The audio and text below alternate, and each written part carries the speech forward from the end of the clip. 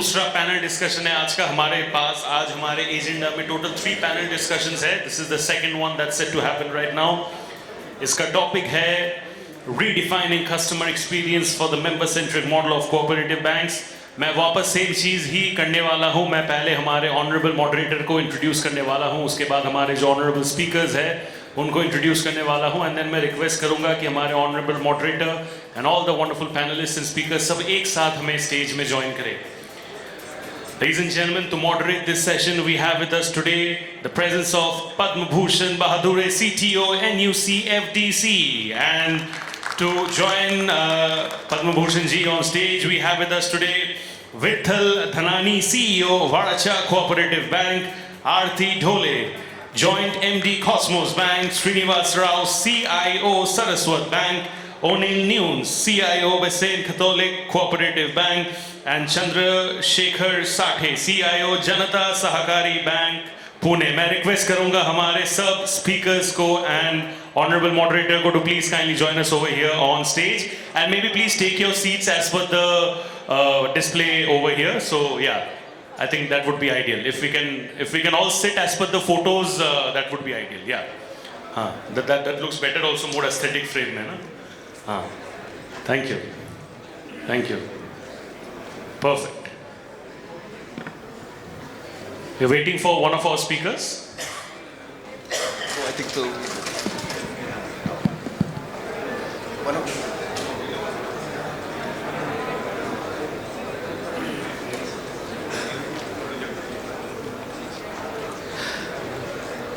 सभी को नमस्कार एंड गुड आफ्टरनून। हम ट्राई करेंगे कि हिंदी भाषा का जितना प्रयोग कर सके उतना ट्राई करेंगे। हमारे बीच श्रीनिवास जी ज्वाइन करने वाले थे बट किसी कारणवश वो आ नहीं पाए। So we are 5 of us. I know lunch के बाद ही है, लंच और चाय के बीच का पैनल डिस्कशन है। ट्राई करेंगे कि ज़्यादा इंटरेस्टिंग बनाए और इंटरेक्टिव रखें। थोड़ा टाइम कम है, काफ़ी सारी बातें करनी थी बट टाइम को देखते हुए विल कीप इट शॉर्ट। अगर टाइटल से शुरू करते हैं, जैसे redefining customer experience for member centric model of urban cooperative banks है बोला गया है। तो जो कस्टमर एक्सपीरियंस है, पहले तो मैं ये कहूँगा कि ये अर्बन कोऑपरेटिव बैंकों के लिए कस्टमर एक्सपीरियंस नहीं है, ये मेंबर एक्सपीरियंस है। बिकॉज जो आपके कस्टमर्स है वो सिर्फ कस्टमर्स नहीं है, वो आपके शेयर होल्डर्स है, मेंबर्स है, and in a way they are owners also. So आपको देखना है कि ये इनका एक्सपीरियंस, उसके लिए आप क्या क्या कर सकते हैं। सो एक थोड़े से नंबर्स में बता देता हूँ। करीबन 1472 अर्बन कोऑपरेटिव बैंक हैं इंडिया में आज की डेट में। शायद 1470 हो गए होंगे बट 1472 एक नंबर जो RBI ने रिलीज़ किया था कुछ समय पहले। वो ये सारी बैंक करीबन 8.5 करोड़ मेंबर्स को सर्विस देती हैं। अभी क्या है कि ये जो मेंबर्स हैं उनको सर्विस में वही स्पीड चाहिए, वही ईज़ चाहिए, डिजिटल सेवाएं चाहिए और साथ ही साथ साइबर सिक्योरिटी भी चाहिए ताकि उनका फ्रॉड ना हो डिजिटल सर्विस में, from urban cooperative bank also. मतलब जो आपकी किसी प्राइवेट या कमर्शियल बैंक में या NBFC भी जो सर्विस दे रहा है, similar if not better service वो लोग एक्सपेक्ट कर रहे हैं कि अर्बन कोऑपरेटिव बैंक देगा उनको। अभी ये सब करने के लिए सबसे बड़ा सवाल जो अर्बन कोऑपरेटिव बैंकों के सामने खड़ा है कि क्या हम इन सारे एक्सपेक्टेशन को मैच कर पा रहे हैं, क्या हम उस स्पीड से बढ़ रहे हैं। तो यही सारे सवालों पर आज के पैनल डिस्कशन में हम चर्चा करेंगे, जिसमें कस्टमर एक्सपीरियंस, डिजिटल चैनल्स या फिर उससे संबंधित जो भी फ्रॉड्स या साइबर सिक्योरिटी के बारे में हम चर्चा करेंगे। पहले मैं विट्ठल जी से शुरुआत करूंगा। तो पहले मैं इंग्लिश में सवाल बोलता हूँ, फिर हिंदी में भी अनुवाद कर देता हूँ उसका। So how are UCBs transforming to meet the expectations of millennials and Gen Z who demand speed, personalization and anytime, anywhere access? तो जैसे शहरी सहकारी बैंक जो हमारे मिलेनियल्स और जेन जी के लिए क्या उनकी अपेक्षाओं पे पूरा करने के लिए हम क्या क्या रूपांतरण कर रहे हैं, तो इस बारे में सर आपका एक्सपीरियंस आप बता सकते हैं। आज मैं जो बात करूंगा, जो कोऑपरेटिव बैंक के जो कस्टमर है वो कस्टमर के दो पार्ट में हम बांट सकते हैं। एक तो 2000s के पहले का ज़्यादा कस्टमर हमारे पास है, जो बोर्न हुए हैं, जन्म 2000 के साल के पहले जिनका बर्थ हुआ है, वो ज़्यादातर कस्टमर कोऑपरेटिव बैंक के पास ज़्यादा है। उसको हम लोग मिलेनियल कस्टमर के रूप में देखा जाता है। और 2000 के बाद में जो बोर्न हुआ है वो कस्टमर को हम जनरल जेड कस्टमर बोल सकते हैं, कि वो जनरल जेड कस्टमर इसलिए है कि इनको डिजिटल सेवा की आवश्यकता हूँ। मैं मेरा ही एग्जांपल देता हूँ। मेरा बेटा 12th पास होके मेरे पास आया, इनका जब 12th ख़त्म हुआ 1 साल पहले, तो वो बोला पापा मेरे को एक बैंक अकाउंट की रिक्वायरमेंट है और आपकी बैंक में मेरा अकाउंट ओपन करने का है, तो क्या प्रोसीजर है आपकी बैंक में। तो मैं बोला कि बेटा अब मेरे घर के पास बगल में एक ब्रांच है, वहाँ आप चले जाओ, वहाँ मैनेजर के पास आपका KYC डॉक्यूमेंट, आपके फोटोग्राफ वो सब लेके जाएंगे, आपको वो अकाउंट ओपन कर देंगे। तो 3 दिन तक वो गया नहीं बैंक में। तीसरे दिन मैंने पूछा कि क्या हुआ बेटा, वो बोला कि मेरे पास टाइम नहीं है, मैं अभी नहीं गया हूँ, मैं जाऊँगा 1-2 दिन में। 2 दिन के बाद मेरे पास कोटक बैंक का चेकबुक, ATM कार्ड, पासबुक सब लेके आ गया और मेरे को बोला कि पापा आप कौन से ज़माने में जी रहे हैं, मैं अभी तक बैंक की ब्रांच भी नहीं गया हूँ, कोटक बैंक का अकाउंट मैंने मोबाइल पे ओपन कर लिया है और सब जो आपका जो KYC डॉक्यूमेंट लेके जाने की बात कर रहा था, फोटोग्राफ लेके जाने की जो बात कर रहा था, वो सब मैंने ऑनलाइन अपलोड कर दिया और मेरे घर पे चेकबुक भी आ गया, पासबुक भी आ गया, ATM कार्ड भी आ गया, सब कुछ मेरे को मिल गया है। तो इस तरह हमको भी कस्टमर को बैंक आने की आवश्यकता नहीं रहेगा। इसी सुविधा को प्रदान करने की अभी के टेक्नोलॉजी के माध्यम से देने की कस्टमर को आवश्यक है। बहुत सारी टेक्नोलॉजी एडोप्ट कोऑपरेटिव बैंक के पास नहीं है। आपने बोला कि जो 1400 कोऑपरेटिव बैंक है इंडिया में, उसमें से अभी बहुत जो बिग सिटीज़ है, सपोज के बॉम्बे है, पूना है, या जो बड़े बड़े जो शहर है, उसकी जो कोऑपरेटिव बैंक है वो साइज़ में भी बड़ा है और कहीं कस्बे में भी बहुत सारी कोऑपरेटिव बैंक है जिनकी यूनिट ब्रांच है, एक सिंगल ब्रांच है, 1-2 ब्रांचेस है, या तो कोई गांव में काम कर रहा है। इनके पास नई कोई टेक्नोलॉजी भी है। शायद रिजर्व बैंक ने बहुत फोर्सफुली बोला है, तो अभी अभी इन लोगों ने CBS इम्प्लीमेंट किया है। CBS के बाद डिजिटल चैनल है, ATM है, या तो कोई डिजिटल नेट बैंकिंग की सुविधा इनके पास नहीं है, मोबाइल बैंकिंग की सुविधा नहीं है। तो ये सब सुविधाओं अपने हिसाब से करने की आवश्यकता उनकी भी ज़रूरियत है, लेकिन कॉस्ट इफेक्ट भी इतनी बड़ी है कि कॉस्ट की वजह से वो कस्टमर को डिजिटल सर्विस नहीं दे रहा है। फाइनेंशियल इंक्लूजन का काम हम बहुत सारी अच्छी तरह से काम कर रहे हैं। गांव के जो छोटे छोटे लोग हैं इनके लिए कोऑपरेटिव बैंक अच्छी तरह से काम कर रहे हैं, लेकिन नेक्स्ट जनरेट काम करने की जो बात करी है, इनके लिए अभी हमारे आप जो इंस्टीट्यूट में काम कर रहे हैं अम्ब्रेला ऑर्गेनाइजेशंस में, तो अम्ब्रेला ऑर्गेनाइजेशंस के माध्यम से हम टेक्नो सेवी बैंक बन सकते हैं, कस्टमर को टेक्नोलॉजी के माध्यम से सर्विस भी दे सकते हैं। और अम्ब्रेला के पास बहुत सारे कोऑपरेटिव बैंकों के पास इतनी अपेक्षा भी है कि हमारे लिए अम्ब्रेला ऑर्गेनाइजर से खुश करे, CBS वेंडर को बुलाए। अभी अभी सारे बैंकों के सबसे जो सामना करने का है वो CBS वेंडर के लिए है। बहुत सारे जो CBS वेंडर है, जो नए नए चेंजेस रिजर्व बैंक बोल रही है, अभी समझो कि RTGS में बेनिफिशियरी लुकअप का आया है, तो बेनिफिशियरी लुकअप के लिए जो काम करने का था, तो इसमें CBS वेंडर का रोल है, अपना स्विच वेंडर का रोल है। इनके लिए हम लोग डायरेक्ट भी कोई भी कोऑपरेटिव बैंक जाएंगे तो वो बहुत ज़्यादा पैसा मांगेंगे। आपके अम्ब्रेला ऑर्गेनाइजेशन के माध्यम से हम लोग ये काम करेंगे सपोज, तो एक कॉस्ट सेविंग्स भी हो जाएगा। तो नया ज़माने की जो टेक्नोलॉजी हमको कस्टमर को देने का है, वो हमारे पास जो कोई अपेक्षा है तो अम्ब्रेला ऑर्गेनाइजेशन के पास ही है सर। धन्यवाद जी, धन्यवाद विट्ठल जी।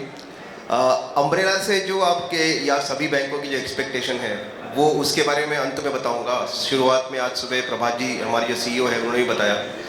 जो आपने बात कही सर डिजिटल अकाउंट ओपनिंग की, और जैसे मैंने कहा कि सेशन को इंटरेक्टिव बनाएंगे, तो यहाँ पर जितने बैंक्स हैं मैं चाहता हूँ कि आप मेरे प्रश्न का उत्तर हाथ उठा कर दें कि आप में से कितने ऐसे बैंक हैं जो online digital account opening specially for youth करते हैं।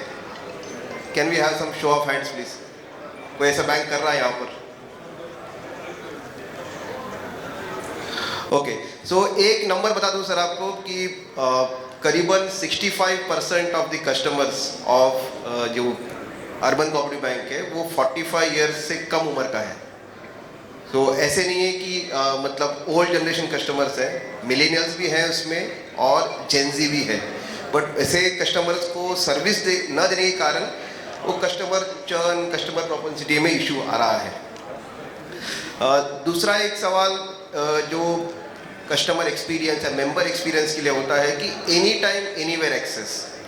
अब एनी टाइम एनीवेयर एक्सेस में सबसे बड़ा रोल प्ले करता है आपका interoperability between the user experience या टेक्नोलॉजी। उसमें जो है एपीआई एक बहुत बड़ा रोल प्ले करता है। अब इस एपीआई के संदर्भ में मैं आरती जी से एक प्रश्न पूछूंगा कि मैडम आपके बैंक में जो आपने एपीआई सेटअप किया उसके कारण या कोई फिनटेक को एंगेज किया है उसके कारण आपका ये जो मिलेनियल या ऑनलाइन अकाउंट ओपनिंग या डिजिटल सर्विस में उसका क्या फ़ायदा हुआ, थोड़ा आप एक्सप्लेन करेंगे? Definitely. Thanks a lot, B2B, and congratulations to Anupam first because he has completed his PhD. पहले तो मैं सबका ये धन्यवाद देना चाहती हूँ कि अभी इस सेशन में दो चीज़ें मैंने देखी। फर्स्ट कि जो वेंडर कॉल करते थे उन्होंने खुद बोला कि हमको पार्टनर बताइए, वेंडर मत बताइए। और दूसरा अभी सर ने बताया कि विल कॉल नॉट कस्टमर को हम कस्टमर नहीं बोलेंगे, उनको मेंबर बोलेंगे। तो this is a digital mindset that is expected when we are talking about any digital transformation in the banks. तो हमको ये ध्यान में रखना है कि हमको क्या चेंज करना है, किसके साथ जुड़ना है और किसके साथ जुड़ के फ़ायदा लेके बैंक का बिजनेस ग्रो करना है। जैसे अभी उन्होंने बताया हमारा कस्टमर एक्सपीरियंस जो है वो कैसा होना चाहिए, जेन सेड एक्सपेक्ट करते हैं। वैसे ही हमारे अपने बैंक को बिजनेस ग्रो करने के लिए हमारे पार्टनर जो अभी हमने बात की वो भी हमारे साथ काम करके हमारा बिजनेस ग्रो कर सकते हैं। तो इसमें एपीआई का रोल क्या होता है? API is application programming interface. तो ये कुछ ऐसे मॉडल है जो रेडीमेड अवेलेबल है और जिसकी वजह से एज अ बैंक हमको किसी को फुल स्टैक डेवलपमेंट में नहीं करना है। जैसे हम सोचते हैं कि हम ये अपना जो मॉडल है या सॉल्यूशन है वो हम खुद बनाएंगे, उसमें बहुत सारा टाइम जाता है and then will actually we lack that opportunity. हमको वो अपॉर्चुनिटी नहीं मिलती जब तक हमारा बनता है कोई सॉल्यूशन, तब तक कुछ नया आया हुआ होता है। तो इसके लिए मार्केट में जो एपीआई अवेलेबल है, जैसे कि अभी हम देखते हैं कि हमारा लेंडिंग सॉल्यूशन अगर हमको करना है, लेंडिंग सॉल्यूशन में क्या होता है, अपना जर्नी होता है लोन का, जो जर्नी हम अपने बैंक में अपने प्रोसेस करने के लिए एप्लीकेंट लोन एप्लीकेंट के लिए यूज़ करते हैं। बट इसमें हमको जो प्रोसेसिंग के लिए बहुत सारे काम करने पड़ते हैं, ये सब काम हम अपने तरीके से अपना ऑफिसर अगर करे तो उसको जो टाइम लगता है वो टाइम हम अभी जो एपीआईज अवेलेबल है, कौन से एपीआईज अवेलेबल है, तो अभी क्रेडिट स्कोरिंग ऑटोमेटिक आता है, सिबिल के साथ जुड़ जाओ, क्रिप के साथ जुड़ जाओ या जितने भी अपने ब्यूरोज है उसके साथ जुड़ जाओ, वो खुद ब खुद आपको एपीआई से अपना स्कोर उस एप्लीकेंट का बता देगा। फिर वैसा ही हमारा अभी एनपीसीआई का मॉडल है या अभी एनपीसीआई के यूपीआई के जो अवेलेबल एपीआईज है वो यूज़ करके हम अपने कस्टमर को पेमेंट ट्रांसफ़र कर सकते हैं। तो इसमें हमने क्या किया कि एक एपीआई मॉडल के तौर पे एक प्लेटफॉर्म डेवलप किया है जो हमारी लैंडिंग जर्नी बनी है। तो मैं एक्सपीरियंस बताती हूँ। This started 1.5 year back. मेरे पास एक कस्टमर आया था मेरे ब्रांच के पास। वो बोल रहा था कि मुझे लोन चाहिए she was a graphic designer and she is expecting the loan from the bank, personal loan. तो उन्होंने बताया कि but she was expecting not only the loan but उसके साथ उसको स्पीडी लोन चाहिए था, एक्यूरेट चाहिए था, ट्रांसपेरेंसी चाहिए थी और उसको एक एक्सपीरियंस चाहिए था। तो ये सोचने पे मजबूर हो गए हम कि अगर ऐसा करना है तो क्या कर सकते हैं।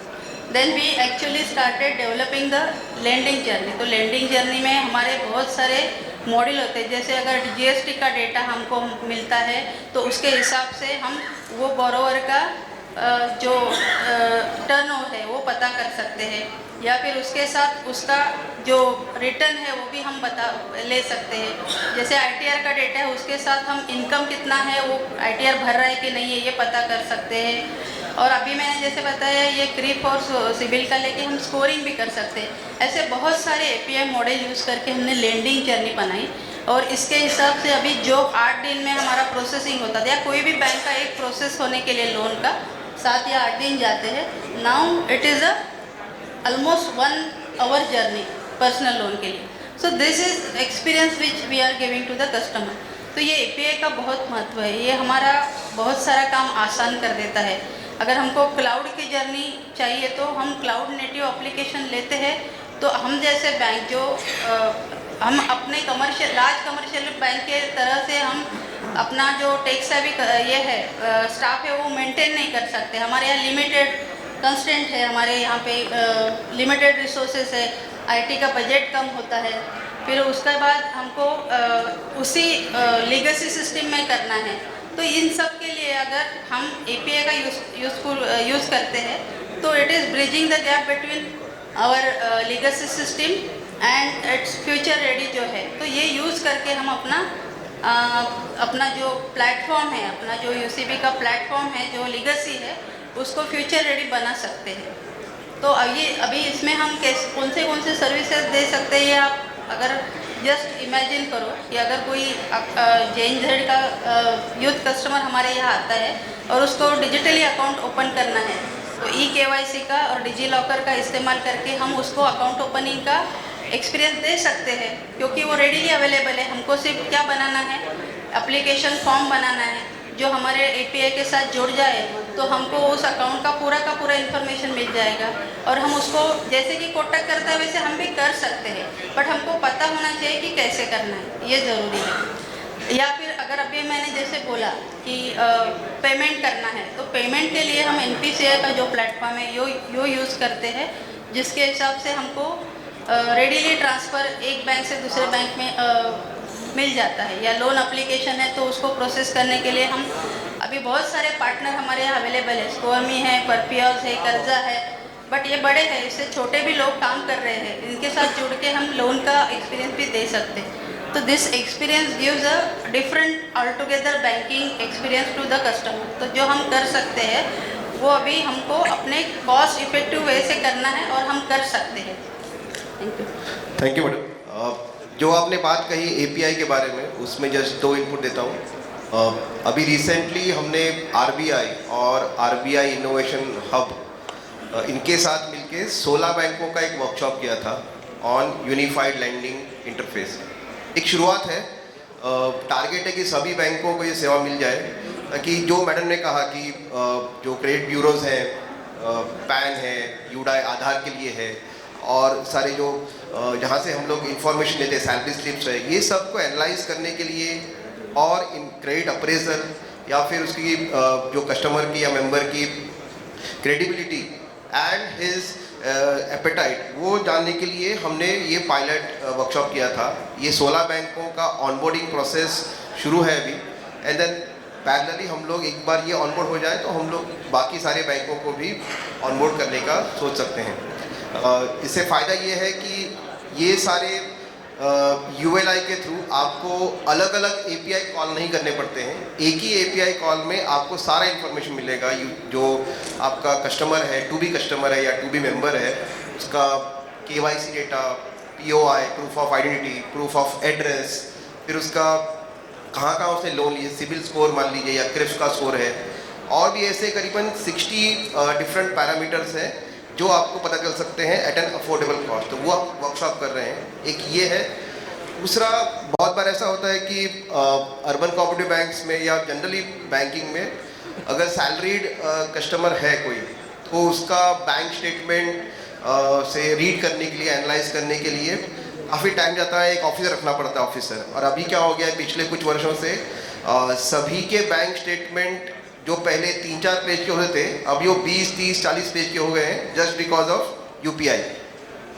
तो इसके लिए भी हम एक स्टार्टअप से के साथ काम कर रहे हैं। वैमनीकॉम इनक्यूबेटेड स्टार्टअप है जो हमारे इकोसिस्टम में भी एम्पैनल्ड है, मेटर है। उनके साथ हम काम करके, आपने बाहर स्टॉल भी देखा होगा, तो वो बैंक स्टेटमेंट एनालाइजर है, वो अभी हम लोग जल्दी लॉन्च कर रहे हैं। तो वो आपका काम विदिन मिनट्स करेगा। जो आपका पर्सन होगा, जो क्रेडिट ऑफिसर है या जो पर्सन हु इज रीडिंग दी से सैलरी स्टेटमेंट या बैंक स्टेटमेंट्स ऑफ 6 मंथ्स, उसका एफर्ट बहुत ही कम हो जाता है। वो उसको रिप्लेस नहीं कर रहा है, उसका एफर्ट बहुत ही कम हो रहा है। तो मान लीजिए आज अगर वो एक दिन में 4 या 5 स्टेटमेंट देखता होगा, तो ये टूल यूज़ करने के बाद में वो करीबन 20-30 स्टेटमेंट देख सकता है एक दिन में। So that is the power of technology. और एक एक्सपीरियंस है कि जैसे रीडिफाइनिंग मेंबर एक्सपीरियंस में आपका जो मोबाइल बैंकिंग है, that plays a very very important role. अभी जैसे हमने कुछ सर्वे किए हैं, कुछ आरबीआई में सर्वे किए हैं, करीबन से अबाउट 30-35% ऑफ जो अर्बन कोऑपरेटिव बैंक्स हैं वो मोबाइल ऐप दे रहे हैं, मतलब प्रॉपर मोबाइल ऐप, सिर्फ देखने के लिए नहीं, उसमें कुछ ट्रांजैक्शन भी कर सकते हैं, पेमेंट्स भी कर सकते हैं। तो there is a huge scope for all the banks to give this mobile banking experience. उसके लिए आपको NUCFDC भी हेल्प करेगा। तो अनिल जी, मेरा सवाल आपसे है, specially regarding mobile banking. So in your say bank, what specific innovations on the mobile channel that you have done, which has helped you, मतलब आपको हेल्प किया है, जो आपके कस्टमर्स का एक्सपीरियंस, जो एग्जिस्टिंग कस्टमर्स है उनका एक्सपीरियंस, प्लस जो न्यू, जैसे हमने अभी शुरुआत में बात की, जेनजी हो या मिलेनियल्स हो, उनको अट्रैक्ट करने के लिए इसने हेल्प किया हो या ट्रांसफॉर्म किया हो? सो मोबाइल बैंकिंग या इंटरनेट बैंकिंग अगर आप बात करते हैं, so that is normally the face of your bank. Customer branch में आए या ना आए, अगर उनको कोई बैंक का एक्सपीरियंस लेना है तो it is always internet banking या मोबाइल बैंकिंग।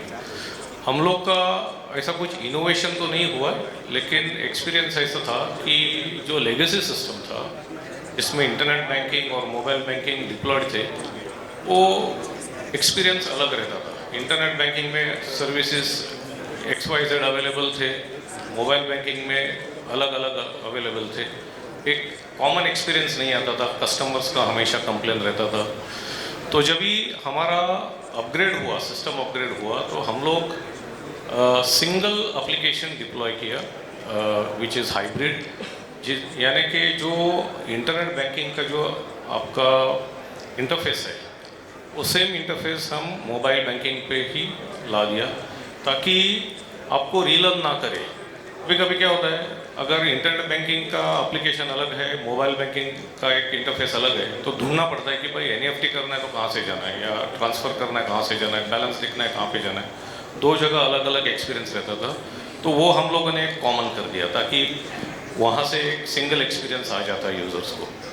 सेकेंड, हमारे नए सिस्टम डिप्लॉय होने के बाद एक यूनिफिकेशन बन गया। पहले हमारा तो पूरा बैंकिंग अकाउंट लेवल पे चलता था, अभी नया सिस्टम में वो कस्टमर ID बेस्ड चलता है, ताकि अभी क्या हो रहा है, सिंगल लॉगिन पे पूरा 360 डिग्री व्यू अभी कस्टमर्स को मिलता है। तो वो हमारे बैंक के साथ कस्टमर का क्या रिलेशन है वो सिंगल व्यू में उनको मिल जाता है, भले सेविंग अकाउंट हो, FDs हो, लोन्स हो, एवरीथिंग इन वन स्क्रीन। और वो एक्सपीरियंस भी दोनों जगह सेम आ जाता है। और तीसरा एक एडिशनल चीज़ आया, हम लोग इनिशियली NRI बैंकिंग नहीं करते थे, और NRIs को नेट बैंकिंग अवेलेबल भी नहीं था, क्योंकि वो OTP वगैरह का चक्कर था, इंटरनेशनल OTP भेजना एक्सपेंसिव था। तो उसका भी सोल्यूशन निकला। सारा OTP और ट्रांजैक्शन कम्युनिकेशन हम ईमेल्स पे लाए, और उसके बाद इंटरनेट बैंकिंग, मोबाइल बैंकिंग फिर आउटसाइड इंडिया भी अवेलेबल होने लगा। तो उससे भी हमारा बैंकिंग बिजनेस फॉर NRIs वो भी बढ़ गया। देन वन मोर एडिशनल हम लोगों ने डिप्लॉय किया वो था कॉरपोरेट बैंकिंग। तो कॉरपोरेट बैंकिंग में जो फंक्शनैलिटीज़ है मेकर चेकर वाले, जैसे एक बिजनेसमैन है और उसका अकाउंटेंट है, अकाउंटेंट को पेमेंट्स करने हैं, तो टिपिकली प्रोप्राइटरशिप में कैसा रहता है, ओनर को खुद को ट्रांजैक्शंस करने पड़ते थे। अभी कॉरपोरेट बैंकिंग के अवेलेबिलिटी के फीचर से accountant will create the payments, owner आएगा या उसका चीफ फाइनेंशियल ऑफिसर रहेगा, वो आएगा, उसको ऑथराइज करके पेमेंट रिलीज कर सकता है, और अकाउंटेंट को एक लिमिटेड एक्सेस दे सकते हैं, ट्रांजैक्शन एक्सेस ऊपर रख सकते हैं। तो इस टाइप के न्यू फीचर्स हम लोग मिला, ये इनोवेशन नहीं है, I think this features are already available in the market, but it is about deploying it within your bank. और इससे हमारा जो ब्रांचेस के ऊपर लोड था वो भी काफ़ी कम हो गया। तो this is what we have experience in this. Thank you. Thank you sir. साटे sir, I come to you now. जो चौथा पिलर है मेंबर एक्सपीरियंस का, वो है एटीएम। सो हमने कुछ सर्वे जैसे मैंने पहले कहा रन किए थे, उसके अनुसार करीबन 40 से 45% जो अर्बन कोऑपरेटिव बैंक है वो खुद के एटीएम चलाते हैं। बाकी सारे लोग जो या तो एटीएम चैनल नहीं है या वो शेयर्ड एटीएम है, वाइट लेबल्स नहीं है, ये सब भी करंट स्टेट में बता रहा हूँ। तो एटीएम एक बहुत बड़ा टच पॉइंट है, उसका यूज़ जो है कमर्शियल बैंक या बड़े बैंक अच्छी तरह से कर रहे हैं ऑन वेरियस से एस्पेक्ट्स। तो मेरा सवाल सर आपसे यही होगा कि क्या अर्बन कोऑपरेटिव बैंक एटीएम को सिर्फ कैश डिस्पेंसिंग मशीन इस माध्यम से यूज़ करे, या फिर उसके और भी कोई क्या कहते हैं यूसेज है, जैसे या ट्रेनिंग है या फिर डिपॉजिट्स है या मार्केटिंग है या मल्टीलिंगुअल एक्सपीरियंस है, ऐसा कुछ कर सकते हैं सर? आप बताएं। Thank you sir. एटीएम के बारे में बोलने से पहले मैं कुछ आपके साथ शेयर करना चाहता हूँ। 2016 से एनपीसीआई डिजिटल में बहुत एग्रेसिवली जा रहा है, और मेरी बैंक जो है कि जो फर्स्ट पायलट 4 बैंक थे उसमें कि एक बैंक है। मैं ये बात आपको सबको इसलिए बता रहा हूँ, जनवरी में अभी सभी को मर्चेंट ऑनबोर्डिंग के लिए एनपीसीआई ने अलाउड किया है। अभी बहुत सारे कंपनी इंस्टीट्यूट आपके पास आएंगे कि हम आपको ये सर्विस देंगे, हम आपको वो करेंगे। आज सुबह ही चक्रवर्ती सर ने बताया हिमाचल प्रदेश में एक इंसिडेंस हुआ, वो फेंसिंग नहीं हुआ। हम सब की दिक्कत है फेंसिंग मतलब क्या, ये हमें समझ में कोई टेक्निकल कंसल्टेंट चाहिए या कोई टेक्निकल एडवाइजर चाहिए या कोई ऐसा इंस्टीट्यूट चाहिए कि जो हमें कुछ क्या करना है स्पेसिफिकली, क्योंकि जो कुछ बताते हैं वो हमारे जो समझ में आता है उस हिसाब से हम जाते हैं। जो परफेक्ट है वही होता है या रेगुलेटर जो चाहते हैं वही होता है, वो समझ में नहीं आता। कुछ टेक्निकल वर्ड्स रहते हैं, कुछ टेक्निकल बातें रहती है, वो सब एग्रीमेंट में रहते हुए मगर हमें समझ में नहीं आती, उस वजह से दिक्कत होती है। और आप सबसे ये बात कहने के इसलिए, अगर कोई कोऑपरेटिव बैंक को कुछ होता है तो ये पूरे सेक्टर को होता है। अभी अभी एक बड़े बैंक को हुआ, उसका खाली शेयर 33% नीचे आया, मगर किसी को कुछ समझ में नहीं आया। शायद आप में से भी बहुत सारे लोग रहेंगे कि उनको कुछ उस बैंक को क्या हुआ, सिक्योरिटीज़ के बारे में जो हुआ, जो समझ में नहीं आया होगा। इसलिए मेरी एक आप सबको दरख्वास्त है, रिक्वेस्ट है कि जो पहले भी 4 बैंक्स है, NUCFDC है, उनके पास जाओ, ये हम कर रहे हैं, ये सब लीगली है, रेगुलेटरी सब कंप्लायंस है, सेफ्टी है, ये उनके साथ में चेक करो, वो जो कुछ कर रहे हो आप करो, मगर उनके साथ कंसल्ट करके, ये मेरा रिक्वेस्ट है। अभी जो दूसरी बात हुई कि ATM के बारे में, सुबह देखे कि 1600 करोड़ ट्रांजैक्शंस है, उसमें ATM के ट्रांजैक्शन मगर डिक्लाइन हो रहे हैं।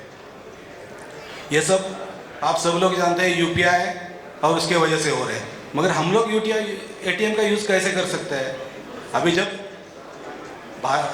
भारत में 1987 में पहला ATM आया, मगर 2016 से NPCI से आने के बाद उसका जो टोटल ATM है around 3 lakh and more ATMs install है, मगर अभी कुछ उसमें कैश ट्रांजैक्शन कम हो रहे हैं।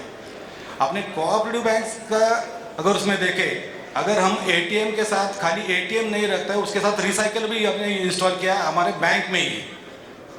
तो जो कुछ हमका कैश का ट्रांजैक्शन है, जो कैश वॉल्यूम है, बहुत सारे कस्टमर हैं हमारे बैंक में रोज आता है, उनको कुछ आदत ये है ऐसे कि मैं एक दिन या 2 दिन में बैंक में नहीं आया तो मुझे अच्छा नहीं लगता। ऐसे बहुत सारे बैंक के बहुत सारे कस्टमर हैं। तो उनके लिए अगर हमें ये सुविधा उपलब्ध दी कि आप जो कुछ आपको कैश डिपॉजिट करना है वो एटीएम में ही डिपॉजिट करो। अभी एटीएम कार्डलेस एटीएम भी आ रहा है, उसके साथ भी आप यूज़ कर सकते हैं। आपके मोबाइल हर एक के पास है, उस मोबाइल के साथ यूज़ करके भी आप एटीएम के ट्रांजैक्शन कर सकते हैं। उसके सिवा बहुत सारे रूरल एरिया है, वहाँ ऐसे लगता है कि कोई मेरा बैंक मेरे सामने दिखना चाहिए। तो आरबीआई ने ब्राउन लेबल एटीएम भी इंट्रोड्यूस किया है, मगर उसकी ज़्यादा लोगों में चर्चा नहीं है। तो ब्राउन लेबल एटीएम में जगह भी जो जहाँ देते हैं उस मालिक की जगह रह सकती है, एटीएम भी उसका रहता है, खाली कैश मैनेजमेंट और सॉफ्टवेयर अपना रहता है। तो मगर वो आप वहाँ अपना बैंक का बोर्ड लगा सकते हो, तो इसके लिए हमारे एडवर्टाइज भी हो सकती है। अभी एटीएम से आप मिनी स्टेटमेंट, बाकी आपको कुछ बैलेंस इंक्वायरी रहेगी, फंड ट्रांसफर रहेंगे, कुछ चेकबुक्स रहेंगे, ऐसे बहुत सारे सुविधा जी है जो अपने मोबाइल यूज़ करते हैं, मोबाइल ऐप में यूज़ करते हैं। बहुत सारे बुजुर्ग लोग हैं मोबाइल ऐप यूज़ करने के लिए डरते हैं, वो एटीएम के लिए ये सुविधा ले सकते हैं। और जो हमारा कस्टमर है कि जो ज़्यादा एजुकेटेड ही नहीं और ज़्यादा बिलो भी है, मगर उनको जो मिड साइज कस्टमर है उस एटीएम के साथ से हम ज़्यादा से अच्छी सेवा दे सकते हैं। Thank you. Thank you sir. एक लास्ट टॉपिक था जो रीडिफाइनिंग मेंबर एक्सपीरियंस के लिए बहुत ज़रूरी है, और स्पेशली अर्बन कोऑपरेटिव बैंकों के लिए, जो है कि स्थानीयता या फिर यूज़ ऑफ रीजनल लैंग्वेजेस।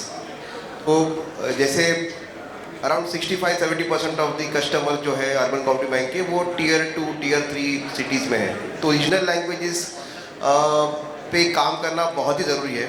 इस ऑब्जेक्टिव के लिए NUCFDC ने शुरुआत की है। जैसे छोटी बैंक है, Tier 1 है, Tier 2, ये बैंक्स है, इनके लिए जो मॉडल पॉलिसीज़ है, जैसे बैंक रन करने के लिए आरबीआई भी कहता है कि बहुत सारी पॉलिसी चाहिए, रिस्क पॉलिसी चाहिए, या फिर क्रेडिट की पॉलिसी चाहिए, आईटी पॉलिसी चाहिए, आईएएस पॉलिसी चाहिए। ये सारे पॉलिसीज़ का हम एक स्टार्टर किट बना रहे हैं, और ये पॉलिसी सारी बैंकों को स्टेट वाइज 2 भाषाओं में मिलेगी। जैसे फॉर एग्जांपल अगर महाराष्ट्र है तो इंग्लिश और मराठी में मिलेगी, अगर गुजरात है तो इंग्लिश और गुजराती में मिलेगी, ताकि आप लोग भी ये policy as it is use करके अपने बैंक की पॉलिसी को ड्राफ्ट कर सकते हैं। अगर आप चाहते हैं कि हम आपकी मदद करें ड्राफ्ट करने में, तो वो भी कर सकते हैं। तो ये एक प्रयास है, एक स्मॉल स्टेप है, जिससे जो पूरा गवर्नेंस है, both corporate governance and banking operation governance जो अर्बन कोऑपरेटिव बैंक का, वो थोड़ा इम्प्रूव हो सके, और इससे कंप्लायंस पोस्चर में भी इम्प्रूवमेंट आ सकती है। तो ये एक प्रयास है, और बहुत सारे से उपक्रम है जो हम लोग ने शुरू कर रहे हैं, जो हमारे प्लान में है इस फिनेंशियल ईयर के। आप हमको हमारी ईमेल एड्रेस पे, हमारा स्टाफ भी यहाँ पर है, सो NUCFDC के वेबसाइट पे जाकर भी आप हमसे कांटेक्ट कर सकते हैं। टाइम कम होने के कारण I will like to end the session here. It was wonderful and thank you for sharing your experiences, and आप सभी को सादर धन्यवाद पेशेंटली सुनने के लिए। Thank you very much.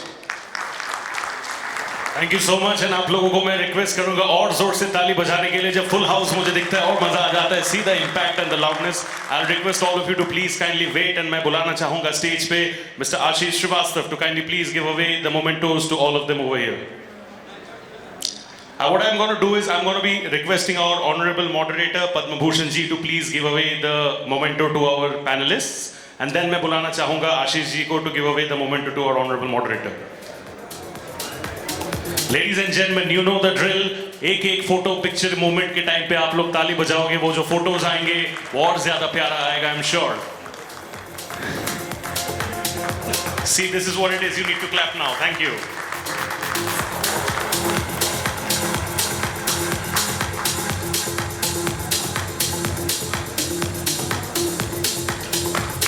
Thank you so much. The most wonderful audience indeed. क्या बात है.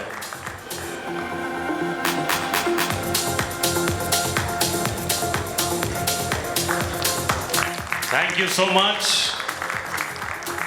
अभी मैं रिक्वेस्ट करूंगा आशीष श्रीवास्तव को to please kindly come upon stage and give away the memento to Padma Bhushan ji for such a brilliant moderation for this panel discussion. Please एक और बार जोर से ताली फॉर हिम.